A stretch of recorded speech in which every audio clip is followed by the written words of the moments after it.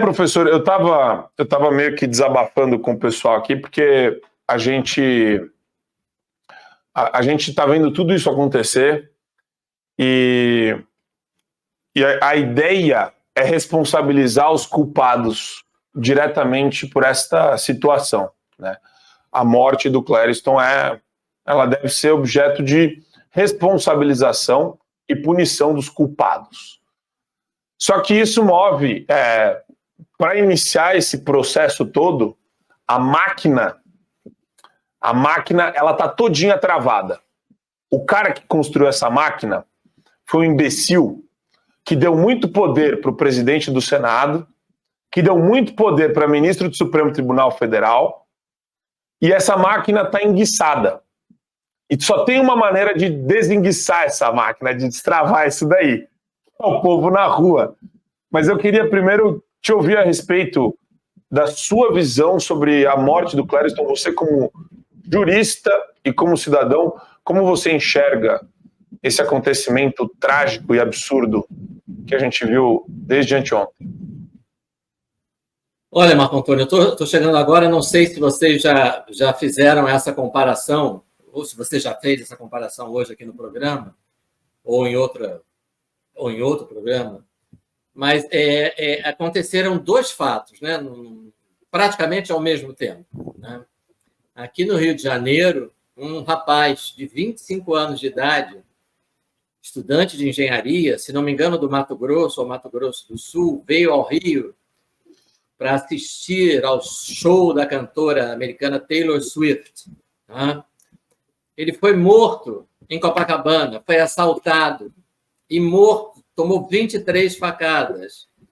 E os sujeitos que o esfaquearam, que o mataram, os três marginais assaltantes, um deles tinha sido preso em flagrante horas antes por furto. Flagrante de furto. Não foi roubo, foi furto. Né? E esse sujeito, preso em flagrante por furto, já tinha antecedentes de roubo, furto também, tráfico e um homicídio. E, mesmo assim, ele foi liberado, provavelmente porque furto não admite prisão preventiva, então a juíza entendeu que não podia converter a prisão em flagrante em prisão preventiva, furto simples, pena máxima de 4 anos, artigo 155, e o nosso legislador resolveu que prisão preventiva só pode ser decretada para crime com pena máxima superior a 4 anos. Então, é essa situação absolutamente surreal de você colocar em liberdade um criminoso, quanto mais preso em flagrante por furto, é verdade, um crime que não tem violência nem ameaça, mas que tem antecedentes de crime violento, de roubo e de homicídio, além de tráfico e furto de novo. Então, horas depois, o que esse sujeito faz? Ele faz exatamente aquilo que está descrito lá pelo professor James Wilson na teoria da janela quebrada, na Broken Windows. Ele escala, né?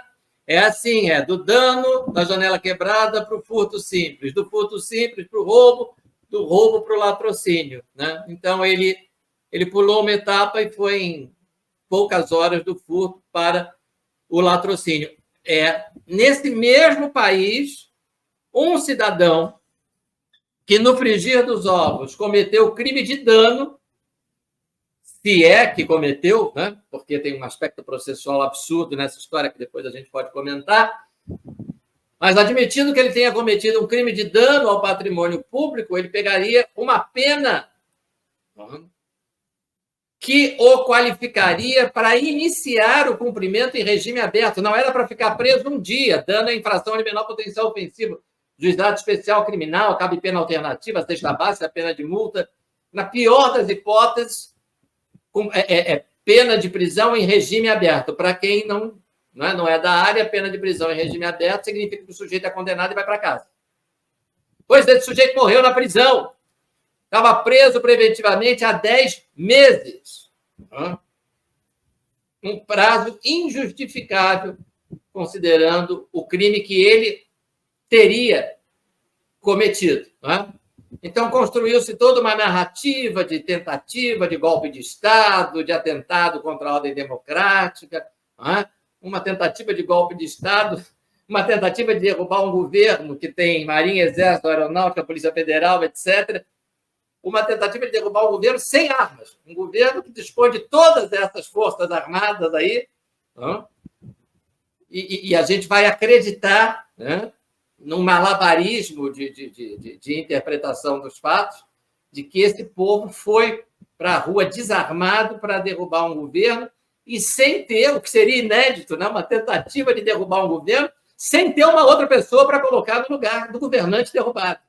Então, evidentemente, isso é uma narrativa sem qualquer respaldo na realidade. O que aconteceu foram atos de vandalismo, foram crimes de dano, que dão uma condenação irrisória, que resultaria em liberdade, né? Em cumprir a pena, basicamente em liberdade. Ainda poderia ter sursi, enfim. Não era para ninguém estar na cadeia 10 meses depois do fato. Pois o Gladstone ficou 10 meses preso e morreu. Com um pedido da defesa dizendo que ele não tinha condição de saúde, que aquela prisão cautelar para ele seria uma sentença de morte, com um parecer favorável do Ministério Público Federal, da Procuradoria-Geral da República. Tudo isso foi ignorado pelo senhor Alexandre de Moraes e pelos demais ministros do Supremo que, no mínimo, anuíram tacitamente. Então, enquanto um marginal de alta periculosidade no Rio de Janeiro é liberado, mesmo preso em flagrante de furto, com todos esses antecedentes, é liberado para cometer um latrocínio horas depois, o Gladstone, que no máximo cometeu um crime de dano, se é que cometeu, morreu na prisão. Esta é a inversão de valores que o nosso sistema de justiça criminal vive hoje, uma combinação, não dá nesse caso, não dá para botar a culpa só na legislação, né? A legislação é culpada em grande parte, precisa ser alterada, mas os nossos tribunais estão realmente piorando o que já é ruim. E acho que a questão, Marcelo, que eu acho legal da gente explorar também é sobre como resolver esse nó górdio. A direita vai usar a população na rua, não vai. Quer dizer, eu nunca vi tanta gente na rua no 7 de setembro do Bolsonaro presidente. Nunca. Eu também nunca vi. Nunca ninguém viu tanta gente na rua. Falando de família, de liberdade, de patriotismo. E a gente vai fingir que não tem essa capacidade de mobilizar as pessoas? Ou a gente vai depender do Bolsonaro? Bolsonaro não quer falar. Ele não está falando. Ele não está fazendo questão nenhuma de falar. Então, como que funciona isso? Quer dizer, o povo vai ficar um pouco a reboque disso? Ou o povo está esperando alguma liderança nacional aparecer e falar: galera, é o seguinte, eu vou organizar essa bagaça aqui. Ou a gente ainda está meio que numa espécie de pós-ressaca da derrota eleitoral do ano passado. A gente não acordou da ressaca ainda.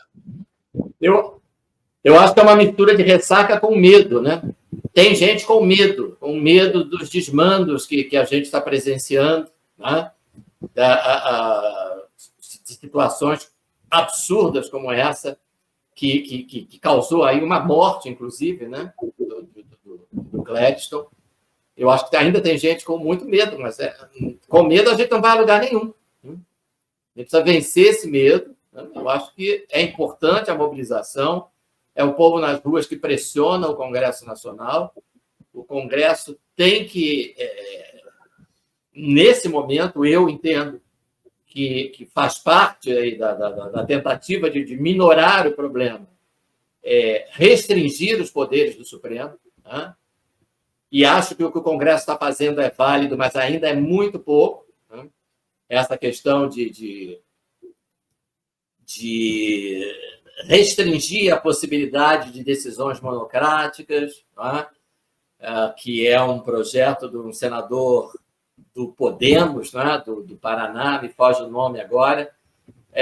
Esse projeto, essa ideia de uma limitação maior na legitimidade para questionar junto ao Supremo leis aprovadas no Congresso Nacional, não pode ser iniciativa de um partido só, mas tem muito mais do que isso. É preciso começar a examinar com mais seriedade a questão dos processos de impeachment, porque me parece que as situações de abuso de autoridade, ao menos em tese, para usar a linguagem que a gente usa em processo penal, em tese, parecem caracterizadas hipóteses de abuso de autoridade. Então, é preciso. E a outra questão que eu acho, em termos de legislação, que precisa ser modificada, e essa eu acho muito importante, o Supremo tem que deixar de ser corte criminal. O Supremo não pode continuar sendo corte criminal. Primeiro, porque isso representa um instrumento de pressão sobre os parlamentares. Cada vez que tem que votar alguma coisa que desagrade ao Supremo, alguns parlamentares pensam, mas o meu processo está lá, está engavetado lá com o ministro tal, que é o relator, o meu ainda é inquérito, não tem denúncia, está parado na gaveta do outro ministro. Então, primeiro isso, que é um problema que não é de hoje. E o segundo problema, que é de hoje, que é de 2019 para cá, é que essa função do Supremo de corte criminal vem sendo objeto de uma absoluta extrapolação. Então, o Supremo está extrapolando a sua competência em matéria criminal para alcançar dezenas, não, a essa altura acho que não, centenas de cidadãos que não têm foro por prerrogativa de função, que não podem ser julgados pelo Supremo em instância única. É a chamada competência originária. O processo já começa no Supremo, o sujeito começa sendo processado no Supremo e toma 17 anos e meio de prisão, ele não tem a quem recorrer. O sujeito é funcionário público aposentado da Sabesp. A outra acusada é dona de casa. O que eles estão fazendo? Vejam, aqui são duas questões, não é só a questão do juiz natural, o princípio do juiz natural que está sendo completamente desrespeitado. Mas, além disso, é o direito ao duplo grau de jurisdição, o direito de recorrer, que é inerente à ampla defesa, está lá no artigo 5º, inciso 55, parte final, aos acusados em geral são assegurados o contraditório e a ampla defesa, vírgula, com os meios e recursos a ela inerentes. É inerente à garantia constitucional da ampla defesa o direito do réu condenado recorrer. E o cidadão que é condenado a 17 anos e meio pelo Supremo, que o processo dele começou no Supremo, esse não tem a quem recorrer. Se ele é deputado federal, isso aí já está na conta dele. Se ele é senador, tudo bem, já está nas regras do jogo, está na própria Constituição. Se ele é presidente da República, também. Mas e essas pessoas? E eu perguntei, acho que foi no teu programa, que eu perguntei para o Sebastião Foeira, cadê os outros réus que tem? E ele me falou, não tem nenhum. Não tem nenhum réu deputado federal, nenhum réu senador, que seria a única forma de justificar, é você ser acusado de cometer o crime em concurso com um réu que tem foro por prerrogativa de função. Aquele réu é deputado, você cometeu o crime junto com um deputado, vocês dois vão ser julgados pelo Supremo. Aceita-se isso, o Código de Processo Penal admite isso lá no artigo 78. Eu até tenho as minhas dúvidas, porque isso afeta o direito do réu de recorrer, afeta de forma fatal, ele perde o direito.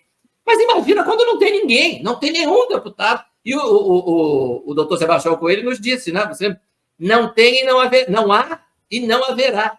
O que se comenta é que nenhum deputado, nem parlamentar com foro especial, vai ser denunciado nesse caso. Então, o que esses caras estão fazendo no Supremo? O que esses caras estão fazendo? O Clériton, se não tivesse morrido, provavelmente ia encarar mais 17 anos de prisão e não ia ter a quem recorrer.